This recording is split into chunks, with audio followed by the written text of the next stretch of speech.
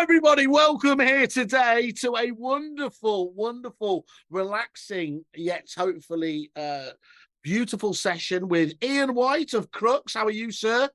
I'm very good, thank you. You've just blown my eardrums out, but other than that, I'm absolutely spot on, ready for the weekend. You do, and you're looking in those designer glasses, as I said, very Michael Caine. So, Thank you very uh, much. Mr. Ishmael Herrera Lee, how are you doing, sir, of Talent Bridge today? I'm very good, thank you, Simon. How are you? I'm okay. Now you've led us astray a little bit because obviously normally you're living it up, as they say in South Africa, but you're back over here for a few days, are you? I am indeed, yes. Yes, chasing the sun, as they Doing, say. doing deals, all that sort of stuff. Okay, well look, guys, this is about a collaboration between Crux and Ish's your new part of the telemarketing business that you've been putting together over there, Talent Bridge. This new partnership, how did it come about? Who are you asking? I was hoping that one of you was going to be so excited you would jump in there and do it. Let me. I suppose let me go first. I tend to talk too much, so let me go first, and I'll shut up. So, well, the first part is we had a need in our business to recruit. Yeah. And we decided that with the world changing as fast as it was, let's just not necessarily go straight headlong into the traditional route of finding somebody that comes and works in our office 9 till 6 and does their thing. We had a very specific need in social media, and we had a very specific need in working certain databases to find candidates that were active. Yeah. And that job can be done remotely. And as a result of the ability for that job to be done remotely, we were looking at the quality of candidate we could get for the budget we had. And we were just hitting a buffer that, yeah, okay, either the budget was right or the person was right and the budget was wrong. We couldn't get the two to match. Right. So we've worked with Ish in other areas anyway. Ish is part of the ICG, so we're aware of what he's up to out in South Africa, and I know that you've hired people using the same solution. So we ended up hiring somebody into our business. Or when I say hiring, it's the wrong word. We ended up contracting somebody through Ish. Yeah. Takes care of all the exchange rate, no NI to pay. It's a contract. There's no HR laws. I can give this person targets. I can manage them in the same way as if they were actually an employee. I can do everything I want to do, but I'm getting somebody that would probably, in all honesty, be a 50 to 60,000 pound resource, and I'm probably getting them for, I can't remember the exact amounts. I'm probably not fair to put it out, but it's probably half the cost in total. Wow. So they are half the cost, but twice the capability. And I don't have to do quite as much training with their life journey or bringing them into an understanding, because they're a little bit, they've been in the world, they've been out there doing their things, whereas my budget was leading me towards people at the younger end of the spectrum, where I was going to have to really get them to understand what I do and get them to understand what I wanted. And we're all very busy. So we dipped our toe in, and we liked it. So we're in the position of doing it more and more now. So we're expanding that piece through Ish's pool of talent that he's got sat there ready, willing and able. But it also dawned on me that we started talking to clients and letting clients know, why just stop and consider your recruitment options. You've got, a number of options. Most people just rush out, stick the post on a job, employ the first person that comes along, live to regret it, pay a recruiter their fee, and off it goes. So we wanted to provide this solution into the estate agency and prop tech space where it's appropriate to do so. Yeah. And we've had some good success with it along with Ish. So it's gathering pace. I think the job roles need to be quite specific. The virtual assistant is obviously one. Social media we found to be quite successful.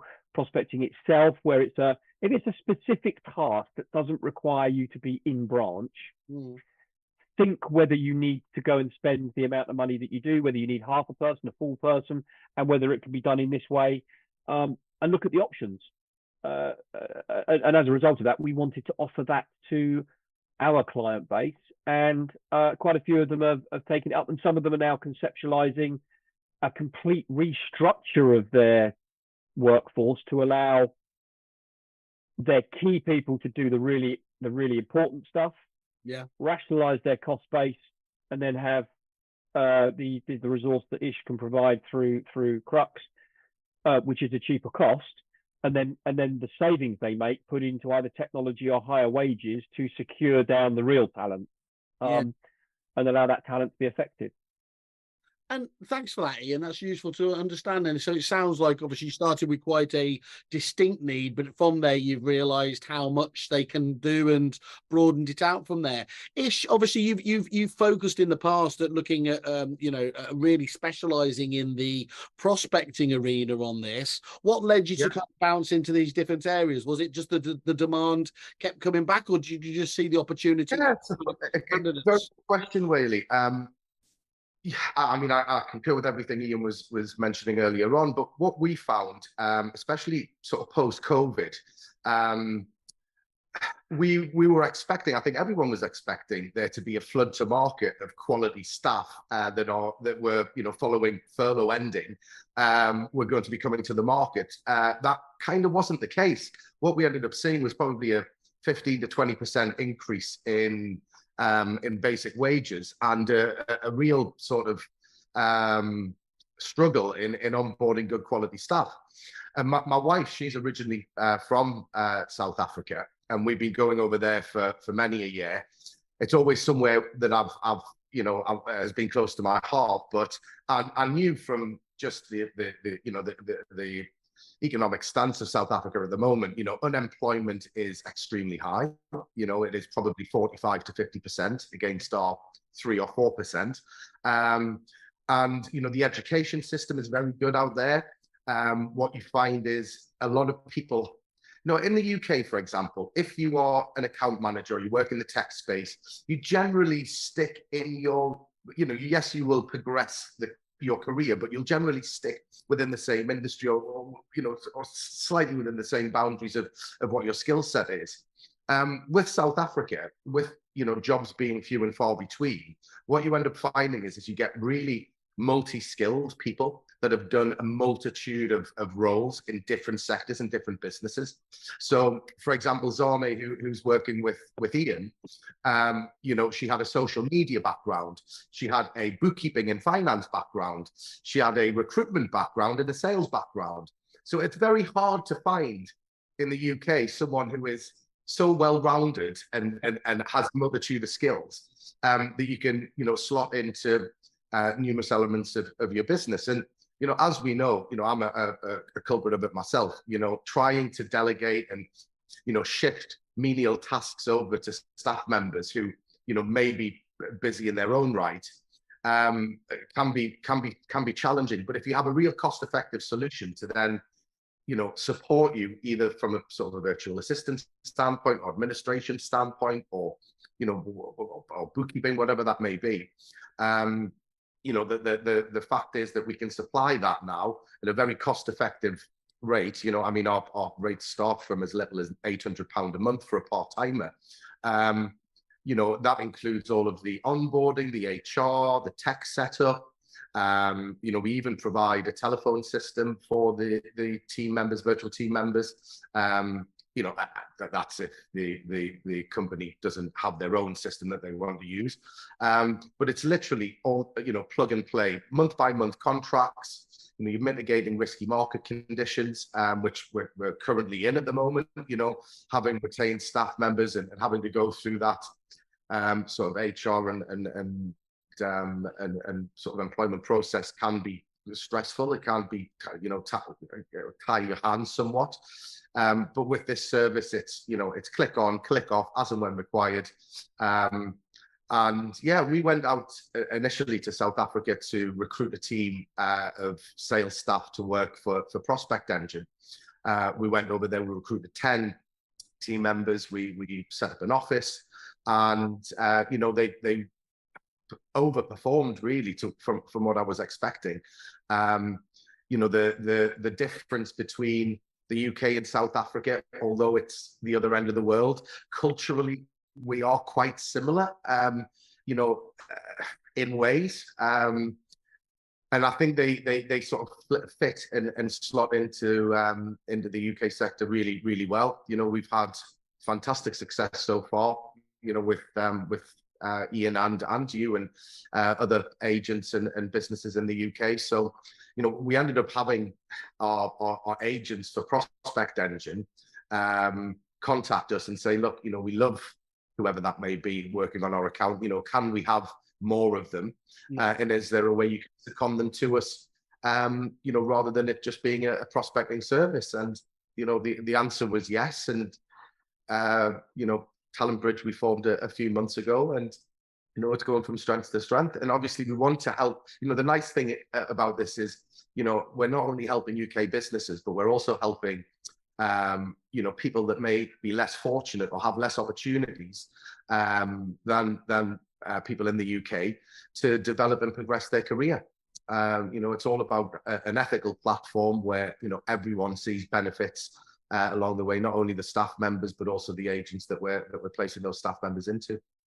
It's really interesting one, isn't it? Because it's essentially having the best of both worlds, isn't it? That flexibility with obviously the qualitative angle of it, and also obviously that the crucial point that Iain obviously highlighted there. You can't ignore the financials, and I think it's just happenstance, really, isn't it? Why it's working so well with so many UK businesses is the time differences is exactly the same, or is it just an hour difference? So now our time difference at the moment. I mean, when our clocks go back, it's a 2-hour time difference. But that is, if you look at any other, English main language country, Australia, America, Canada, etc.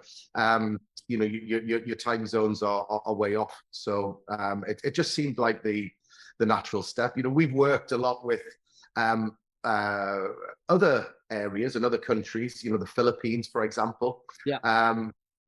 But we've always found that maybe the verbal side of that wasn't as on point as it could be. So South Africa just seemed like the natural step. Yeah, and as you said, well, look, we've had Lauren who helped us out for some time as well, and she was absolutely fantastic. That rounded experience you highlighted before, I think, was one of the things that jumped out at me. If you could go out there and get, I suppose, Iain, going back to your Romans days, those fresh-faced lads that were very, very keen, but they had no worldly experience about them at all, did they? And so it took a while to get into that zone. These people already have that kind of nous, that ability to have conversational, constructive, dialogue with people is one of the most attractive things. And I think it's a really difficult one, is it? Because most people, most agents, most businesses struggle so much in this area, because actually if they're looking at recruiting internally, they want to be doubly sure that there is a real sustained demand. So actually what that can lead to is they're juggling too many balls, they're missing calls, whatever else it is there, because they want to make sure it's not just a blip of activity. And with this, you can relieve it straight away overnight without being tied into that, certainly if you're recruiting internally, massive, obviously, obligations, but even with other outsourced operations, you would be tied in for quite some time. So there's a real win-win on that basis, isn't there? Absolutely. Yeah, 100%. Yeah, 100%. I mean, the other thing that's interesting is, first and foremost, I should say that the association that we formed means that the consumer, as in the business, won't pay any different whether they go to Talent Bridge or whether they come to us. So that's dealt with. We're providing a solution to our clients. Yeah. They pay no more than if they went direct, because I wouldn't want people thinking that we were just creaming off the top. That's not how it works. But of course, it's yes, we charge for the service, but not any more than they would charge if they went direct. But I think the other thing that we've noticed, the estate agency industry is having to reimagine itself to re-put its margins back in place anyway. And we are absolutely seeing a shift to outsourcing. And we are seeing a shift to rationalizing of branch network for those networks that have got multi-branches. And we are seeing agencies moving towards better quality but fewer staff, enabled by technology and or outsourced suppliers, or both. And this fits into that piece where a lot of the heavy lifting that can be done by technology and or an outsourcer. Yeah. Then the question is, okay, well, do I outsource it in effect contractually, or do I outsource it to a company that does this for me? And this fits into the nice little piece of, well, there isn't any really restrictive contracts. There's no HR law. And if you hypothesize a strategy of, right, I want a receptionist, but oh my God, it's going to cost me money. Will it actually make my people more effective? We'll dip in for 3 months and find out. Yeah. You can't do that if you go and recruit someone, not with a solid conscience. And although you might be able to go to suppliers that do it for you, MoneyPenny do a fantastic job doing it. So that's a solution that I think you should look at. But if you want control of the individual, then obviously this solution provides that. But agents are starting to wake up to the fact that if they, in order to survive, they've got to pay better money to attract better talent. They can't do that in the current market, particularly with transactional volumes slightly declined. So if they want to reimagine their business, they're going to have to do it with suppliers, outsourcers, or in this case, a different way. And things like prospecting, social media posting, the heavy lifting that agents don't really enjoy doing anyway, or aren't very good at doing systematically and routinely. Because I have found the pride, although I take on board that the language thing is very similar, the cultural thing is similar, they are actually quite old-fashioned, which is really nice because they're proud with their job. They're expecting to be managed, and they understand that there will be expectations of them and that they're accountable to those things. Whereas a lot of the people that you can get within your budget in the UK, it's like, well, I'm doing you a favour sitting in your chair. So best you get me my healthcare, best you make sure that I have every other day off, make sure I get an hour's lunch break, make sure that you don't even say anything remotely controversial to me because I'll have you for bullying. Well, all of that's gone. These people are proud. They want to hit their targets. They're happy to be measured. They understand the pressure, and they want the job. You know, it's not just a salary. They want to work to retain the job. Yeah, there's that that's largely disappeared from the very young element of the workforce who come in at the right budget. So I think it fits perfectly with the way a state agency is evolving anyway. So we wanted to have that solution. Ish was a great person to liaise with because we've worked with Prospect Engine and as with Kerfuffle, they're members of the ICG. So it just seemed like a logical step. And they found us some talent. They found you some talent. We're planning on doing 2 or 3 more now because we've proved the concept. Yeah, and how out of the box is it? So if they have a what's the way that they learn what you have to offer? Is it literally a consultative call with yourself, and then following on from that, what does the time scale look like? Because the one thing we discover here at Kerfuffle is these days people are just so insanely busy. They want as much as possible out of the box solutions in the quickest possible time. Is this one of those that takes a while to bed down, or is it something that can work relatively quickly? I think it depends on the job role that's required, Whaley. You know, as a rule, we have a bank of fantastic curated talent that's all been vetted. So, I think with Iain, I think it was 3 or 4 days from initial. I mean, Ish is 100% right. It depends on the complication of the role. If you're wanting to have a property manager offshore, then you're going to have to do a lot more work to make sure they understand your software, your CRM, your systems, your processes, the legalities. If you want someone to create social media posts and push them out using certain values at certain times of day, well, frankly, you write them a crib sheet, and as long as they've got that in their background, our young lady was off and running in terms of candidate procuration and social media. I don't know. I'm not even sure it was 2 or 3 days. I think it's probably 2 or 3 hours, but it was very quick because she already had the skills. She just needed to know a little bit about us. Of course, she speeds up over time and she had to ask some questions, but onboarding was pretty much plug and play. It literally was, you come and they go. Receptionist is plug and play. Prospecting is plug and play, apart from maybe the CRM, a little bit about how the CRM works, depending on how the data is transferred from A to B. But so most of the roles that we have found most suitable are plug and play.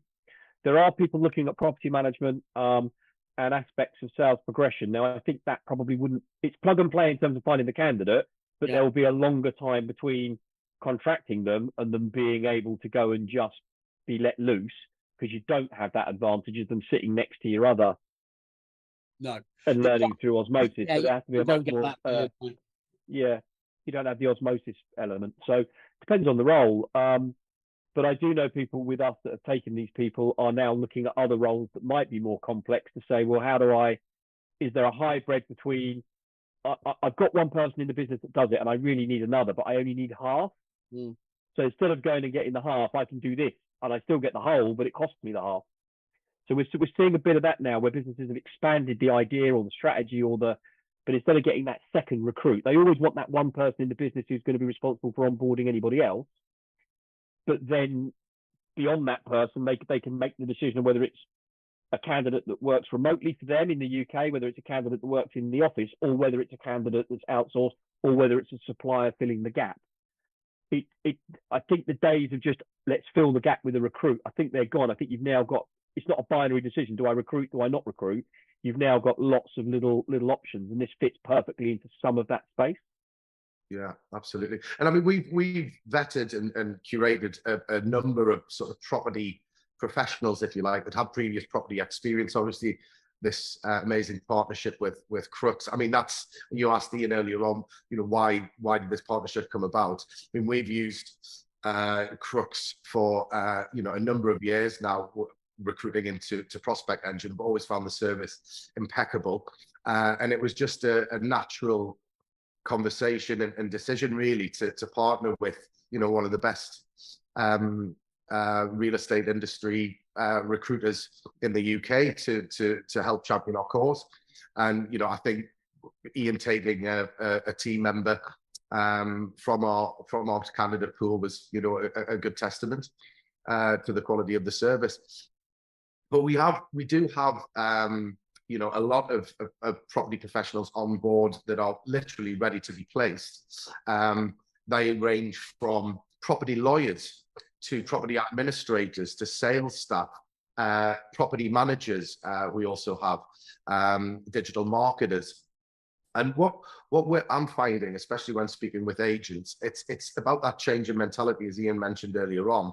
If you have two negotiators and you feel like you need a third, just have a think about the administrative tasks that your first two negotiators are doing on a daily basis. And if that was relieved from them, how much extra capacity would those two have to fill the core role of a negotiator, which is, being out and about and carrying out viewings and negotiating between the landlords, vendors, tenants, and buyers. And that's worked well. It's a conversation to be had. It is more of a consultation, looking at what areas of your business you feel you need assistance with, and then maybe looking at how we can maybe change the role slightly to then facilitate a much more cost-effective team member to come on board and pick up the slack. And what this is looking at, really, let's be honest, is many business owners out there watching this will know that their teams, everyone's teams, they will say are busy, but there's a big difference, isn't there, between being bad busy and being as constructive as you can be. And that element you're just talking about there, that you can relieve them of to put them in the most dollar productive roles, is the critical element, isn't it? And if you can genuinely free people up, and let's be honest, most people, the good ones at least, should be really, really keen to get rid of that kind of administrative baggage to get on with the stuff they ultimately entered the industry to do properly, didn't they? You'd like to think, anyway. I mean, why, what is the perfect negotiator or the perfect valuer? It's someone that is good at face-to-face transaction and selling, and being out and about. You don't recruit a valuer to make 100 phone calls to historic data each day. That's maybe not their perfect skill set. So, having a complementary a service, a virtual team member that is geared towards that and onboarded to do that, it just makes a lot of sense. Another point that we haven't really touched on is, the fact that you're bringing in an international person in the business. That person has, they have different experiences. They can add a different dimension or a slightly different ideology to what you're currently doing. So it just fosters diversity. It fosters innovation, and I just think by having that global workforce as well, it just adds another element to your business. And the fact of the matter is that it's so much more cost effective. So it's a real, in my opinion, it's a really fantastic opportunity for both the agents and for the individuals that are being placed. I think there's a lot of hidden benefits as well in terms of staff retention, because you know, if you just go with the third neg, you've then got the boss coming to me for consultancy saying, I just can't get these guys to do some of the stuff I want them to do, because people do what they like doing, not what you want them to do, unless you are an exceptional leader. Yep. So yes, part of my job is to help people with that leadership piece. But sometimes it's like, okay, well, what have you stopped to reimagine this and just take the stuff, stop fighting them about the stuff they don't want to do, get that done cheaply and allow them to do what they want to do and they're good at, so that your relationship with them strengthens, your attention of them increases, and your ability to attract others goes up anyway. Because, you know, if you are a salesperson and you're allowed to sell and somebody else is basically in effect, you know, putting the thing right in front of you to push the button and go and close the deal or whatever it is that you enjoy doing, that's a far sexier job for a salesperson than to constantly be told you've forgotten the initial, you didn't do this, you didn't tick that box. It's like, let someone mop up all that stuff within reason. I mean, don't get me wrong, I'm not saying for 1 minute accept substandard. But if you can get your head around the outsourcing piece in terms of the resource, the physical person, as well as another business outsourcing for you, the enjoyment of the job and the retention. I remember my performance as an individual estate agent and those around me that were in my charge took a step level change when we outsourced sales progression, in our case to ourselves. So we built a sales progression unit. There were God knows how many sales progressors. They had the one job of looking after the buyer, seller, and liaising and doing it. But I suddenly found that 25% of my time was free, as was that of the people in my charge. Now I could now direct that 25% to doing what they enjoy doing. And because they enjoy it, they do it with venom, purpose, intent, and therefore you get better results. Whereas if you're trying to point 25% of their time at doing something they absolutely hate, well, good luck. Yeah.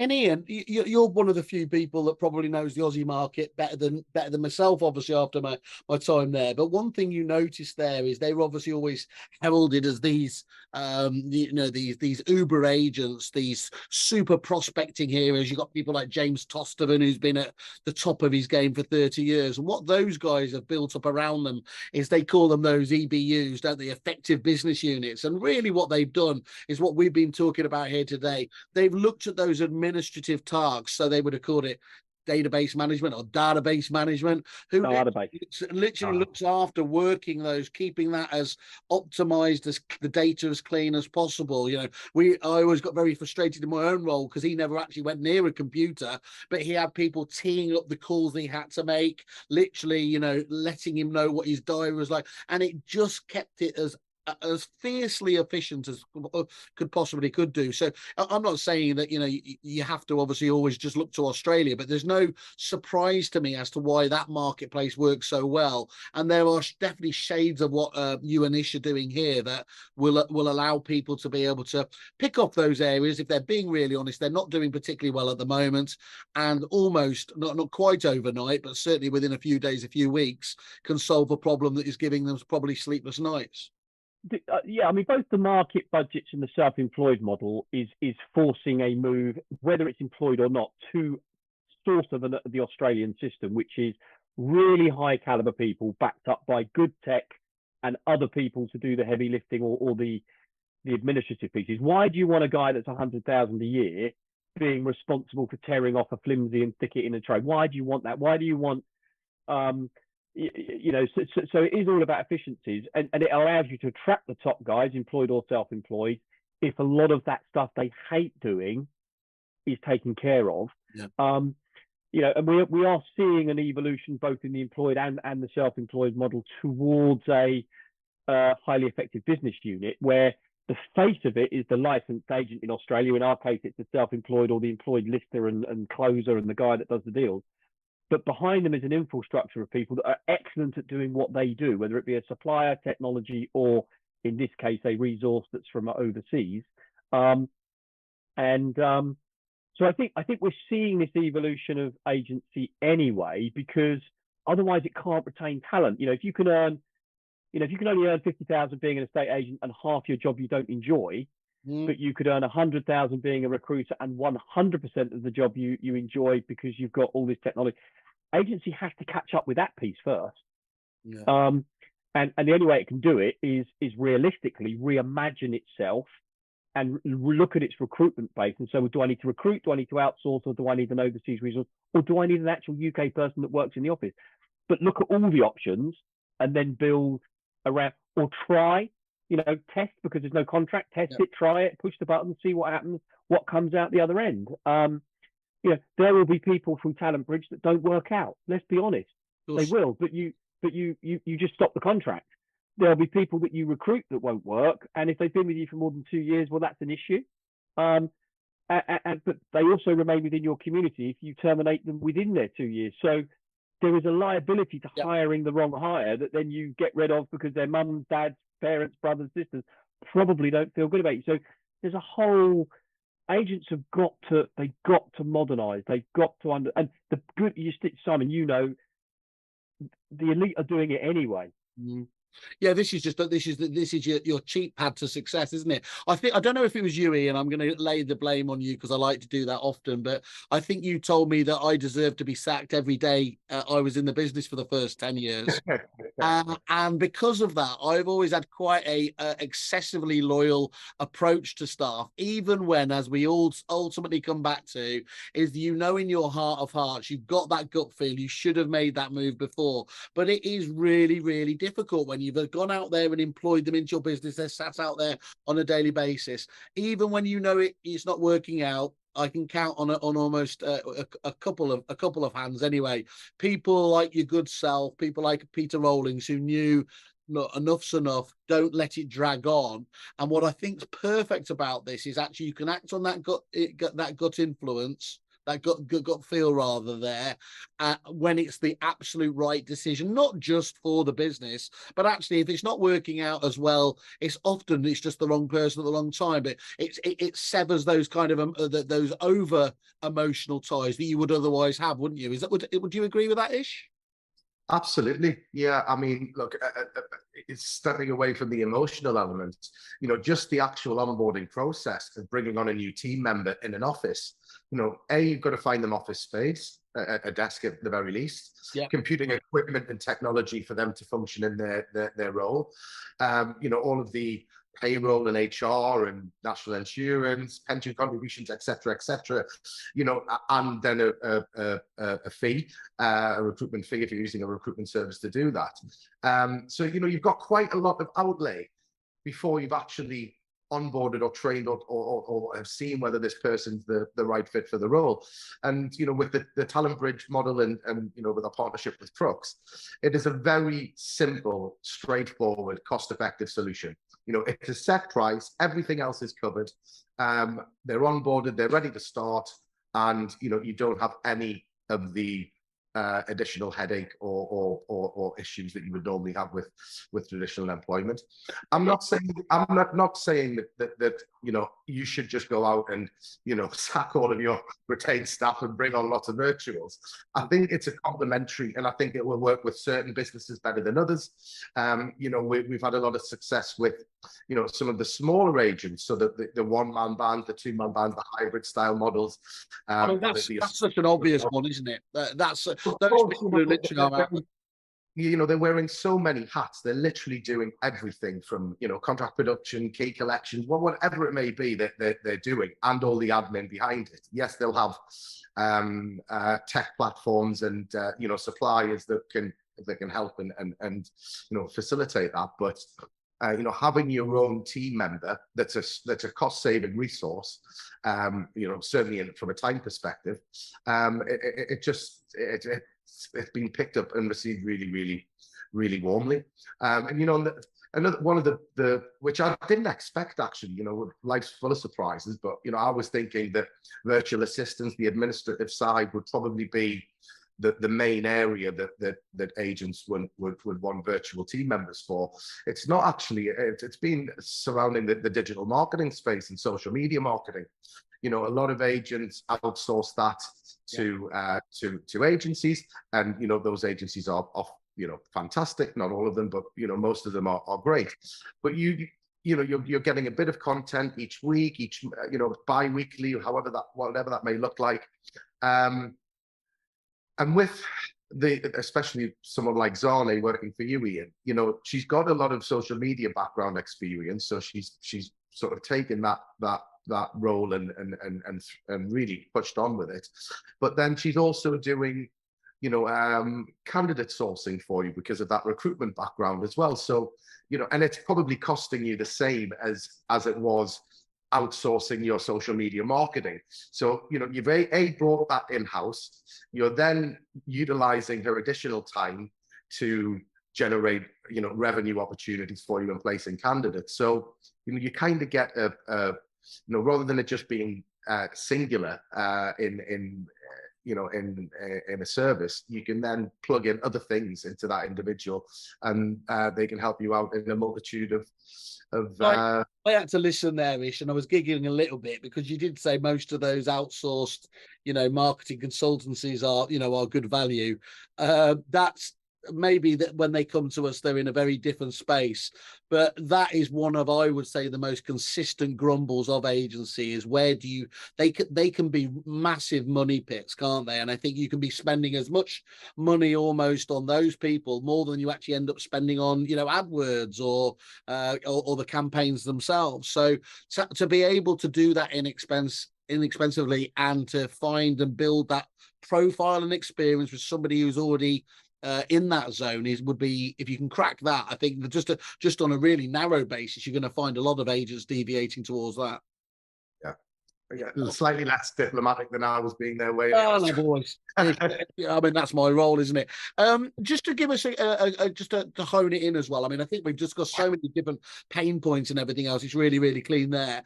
But to talk about, obviously, there are, there are other similar products on the market. I mean, they're not directly, are they? And as you said, you can go outsource to obviously wonderful friends over at Moneypenny here. Are there other ones, though, in this space-ish that you can talk about? And what would you say the differences are between those? Yeah, I mean, there's a few outsourced suppliers, and there's also, people that generally stick within the virtual assistant space.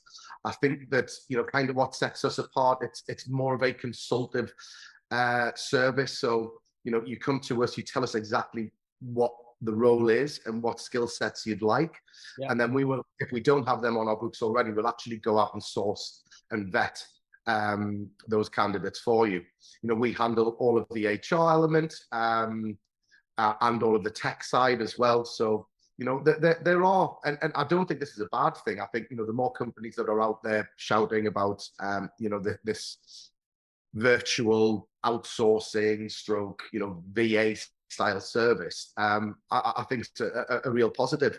I think especially post COVID, the adoption of this, what we're doing now, video and virtual conferencing and video tech, having someone, and a lot of people were working from home, so we're working remotely. I think now is the perfect time to be shouting about this type of service.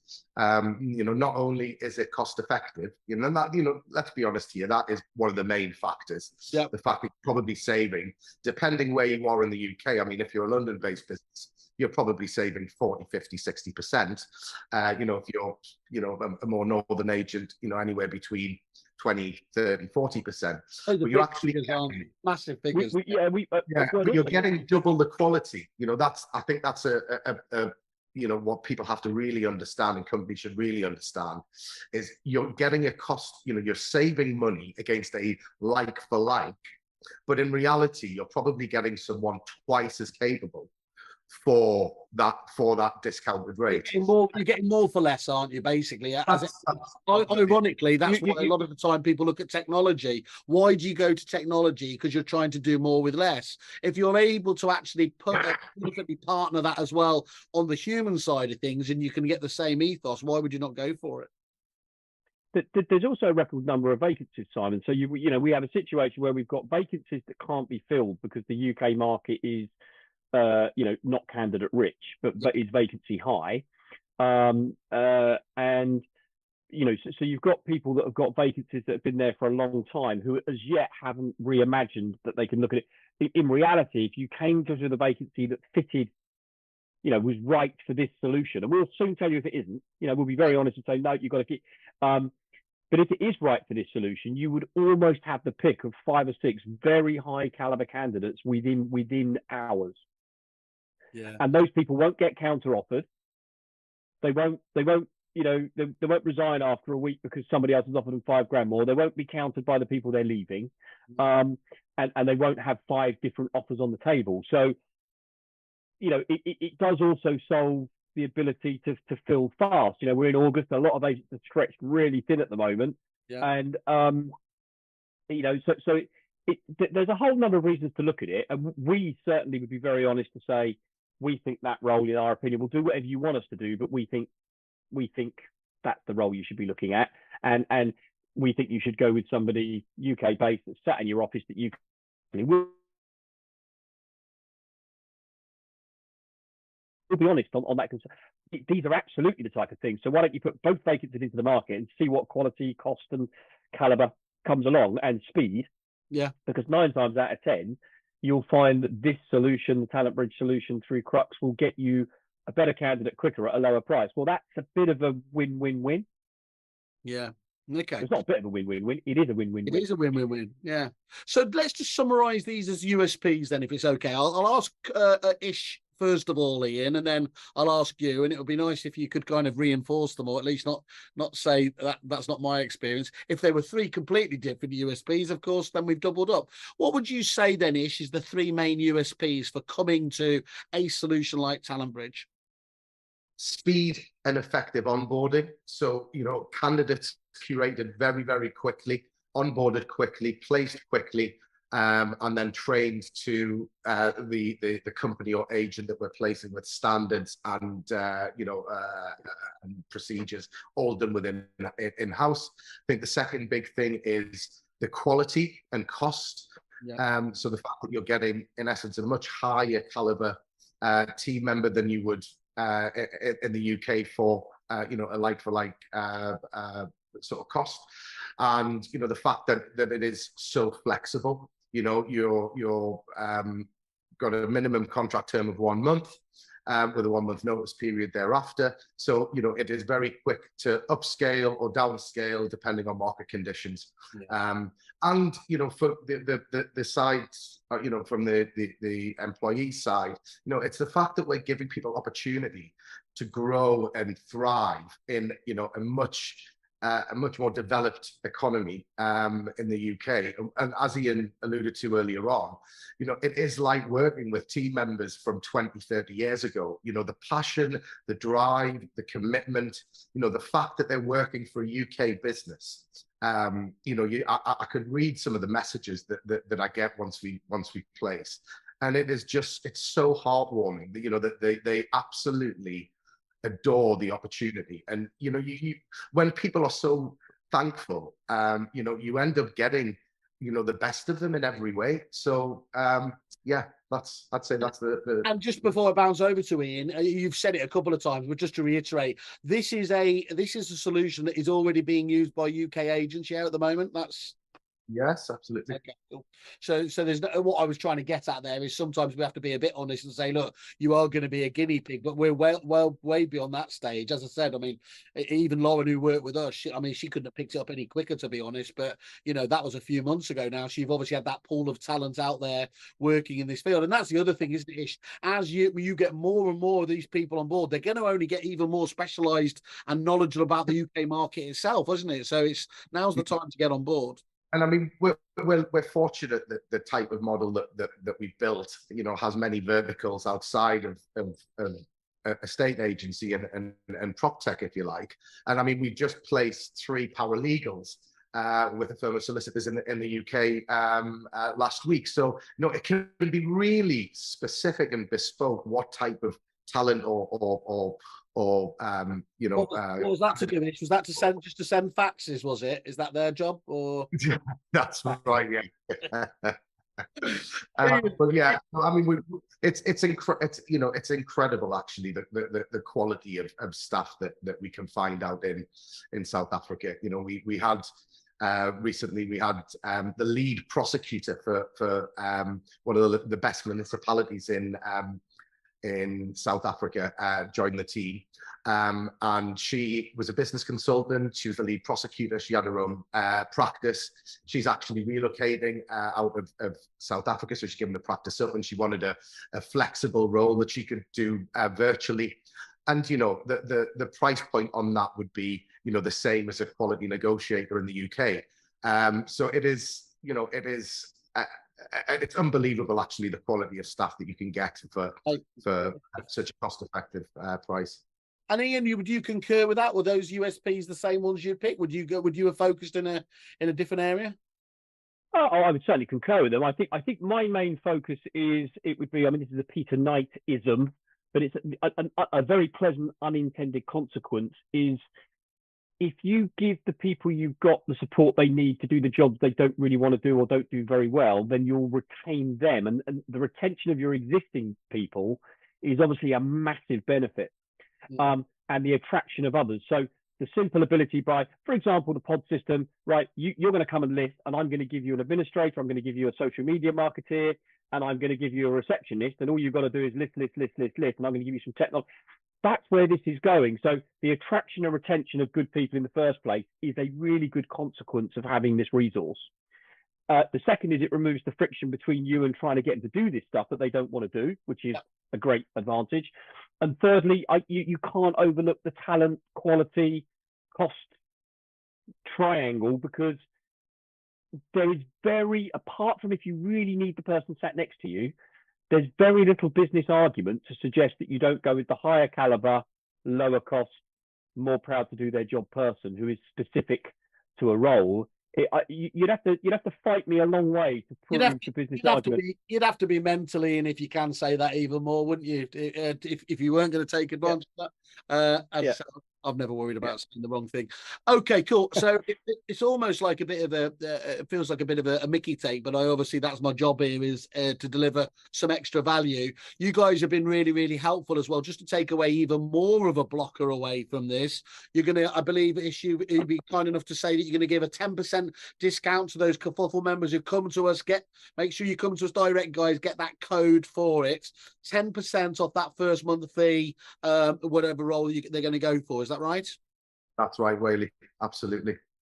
And look, I'd just like to urge any Kerfuffle members, just pick up the phone either to Iain or myself to, discuss our service and let us show you some of the candidates that we have. I'm sure that once you do see how good they really are, it'll be an easy decision. Yeah, that makes perfect sense. Well, make sure you go to obviously the landing pages on kerfuffle.com as well, and we'll obviously start getting the feedback from the happy clients on the back of that. And there's contact us forms on there and everything else. Otherwise, these two, they're all over social media, and you can come via me at simon@kerfuffle.com as well. For today, gents, I think that's been a really, really useful overview for what is, it's a perennial challenge, isn't it? And this just feels like another really useful option to have in your kit bag. Whereas it could be, a much more difficult choice looking at those other, dare I say, more traditional methods. Absolutely. For today, come to Kerfuffle. I should have said come to Kerfuffle, not me. I saw what you were doing, Ish. I bounced them back again. That's okay, guys. Iain, Ish, thank you very much for that. Much appreciated. Thank you, Simon. Thank you, Ish. Speak to you soon, boys. Cheers, guys. Bye. Bye.